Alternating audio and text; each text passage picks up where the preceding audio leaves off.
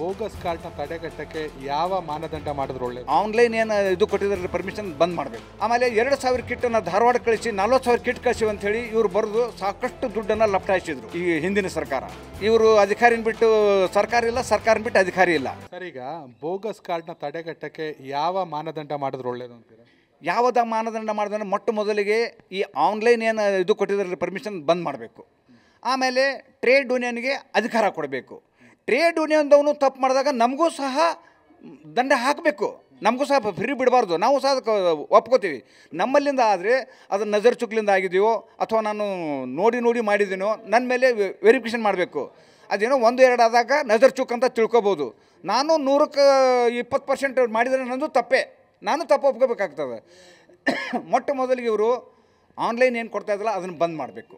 ಬಂದ್ ಮಾಡಿಬಿಟ್ಟು ನಿಜವಾದ ಕಾರ್ಮಿಕನಿಗೆ ನೀವು ಟ್ರೇಡ್ ಯೂನಿಯನ್ದವ್ರಿಗೆ ಪರ್ಮಿಷನ್ ಕೊಟ್ಟಾಗ ನಾವು ಟ್ರೇಡ್ ಯೂನಿಯನ್ದವರು ಆ ಕಾರ್ಮಿಕನ ನೋಡ್ತೀವಿ, ಅವನು ವರ್ಕರ್ ಹೌದು ಅಲ್ವೋ, ಅವನಿಗೆ ನಾವು ಉದ್ಯೋಗ ಪತ್ರ ಕೊಡಬೇಕೋ ಕೊಡಬಾರ್ದು ಅದನ್ನೆಲ್ಲ ವಿಚಾರ ಮಾಡಿಕೊಡ್ತೇವೆ.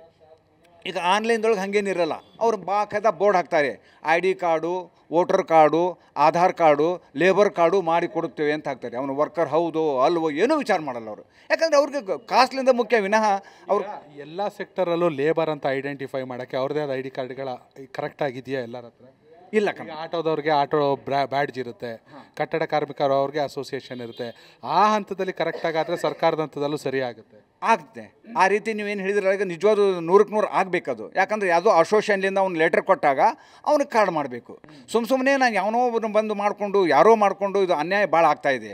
ಸಾಕಷ್ಟು ಈಗ ಅನ್ಯಾಯನ ನಾವು ತಡೆಗಟ್ಟಬೇಕಂದ್ರೆ ಈಗ ನೀವು ಹೇಳಿದ್ದನ್ನು ಇದು ತುಂಬ 100ಕ್ಕೆ 100 ಸತ್ಯ ಇದೆ.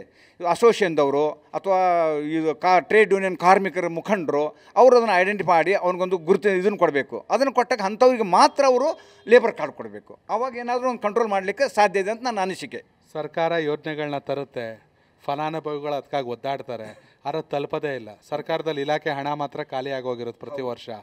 ಇವೆಲ್ಲವನ್ನು ಸರಿಪಡಿಸೋಕೆ ನಿಜಕ್ಕೂ ಸಾಧ್ಯನಾ? ಹಿಂದಿನ ಸರ್ಕಾರದಲ್ಲಿ ಒಬ್ಬರು ಅಧಿಕಾರಿ ಹೆಸರು ಹೇಳಿದ್ರಿ, ಯಾರು ಬೇಕಾದ್ರೂ ಮಾಡಿಸ್ಕೊಳ್ಳಿ ಅಂದರು. ಈಗ ಅದು ಮುಚ್ಚೋಗುತ್ತೆ ಅಂದ್ರಿ, ಅದೇ ರೀತಿ ಸಮಸ್ಯೆ ಆಗಿದೆ. ಈಗ ಹೊಸ ಸರ್ಕಾರ, ಈ ಭಾಗದವರೇ ಕಲಘಟಗಿಯವರೇ ಕಾರ್ಮಿಕ ಸಚಿವರಾಗಿದ್ದಾರೆ. ನಿಜಕ್ಕೂ ಏನಾದ್ರು ಬದಲಾವಣೆ ಆಗುತ್ತೆ ಅನಿಸುತ್ತಾ? ಅವರು ಸಹ ಮನಸ್ಸುಗೊಟ್ಟು ತಾವು ಕಾರ್ಮಿಕ ಸಚಿವರಾದ ಮೇಲೆ ನಾವು ಸಾಕಷ್ಟು ಅವರಿಗೆ ಮನವರಿಕೆ ಮಾಡ್ತಾಯಿದ್ದೀವಿ. ಇವತ್ತು ನಾವು ಶಿವರಾಮ್ ಹೆಬ್ಬಾರ್ ಅವರು ಸಾಕಷ್ಟು ಕಿಟ್ ನೆಪದಲ್ಲಿ ಬೋರ್ಡಿನ ಹಣ ದುರುಪಯೋಗ ಮಾಡಿಕೊಂಡ್ರು. ಇದು ಎಲ್ರಿಗೂ ಟಿ ವಿಯಲ್ಲೂ ಬಂತು, ಪೇಪರ್ನಲ್ಲಿ ಬಂತು, ಎಲ್ರಿಗೂ ಗೊತ್ತಿದ್ದಂಥ ಮಾತು. ಅವರು ಭ್ರಷ್ಟರು ಅಂತ ನಾವು ಕಿತ್ತೋಗೋದು ನಾವು ನಿಮ್ಮನ್ನು ತಂದ್ವಿ. ನೀವು ಸಹ ಕೋರ್ಟ್ ಆದೇಶ ಮಾಡ್ತು ಯಾವ ಕಿಟ್ ಕೊಡಬಾರ್ದು ಅಂತೇಳಿ ಅದನ್ನೆಲ್ಲ ಧಿಕ್ಕರಿಸಿ ಮತ್ತು ಕಿಟ್ ಹಂಚ್ತಾ ಇದ್ದಾರೆ ಇವರು.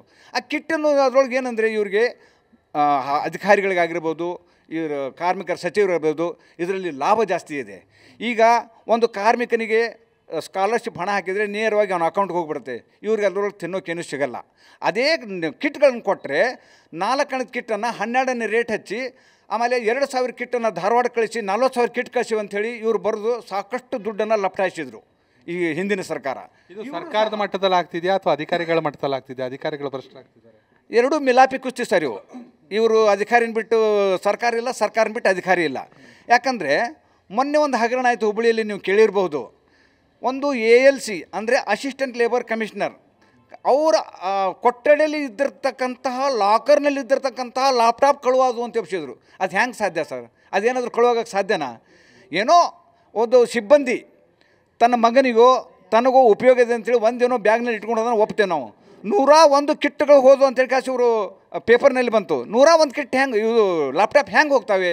ಇದು ಸಾಧ್ಯವಿಲ್ಲದ ಮಾತು. ಇದರಲ್ಲಿ ಎಲ್ಲರೂ ಮಿಲಾಪಿದ್ದಾರೆ, ಒಬ್ಬರಿಲ್ಲ.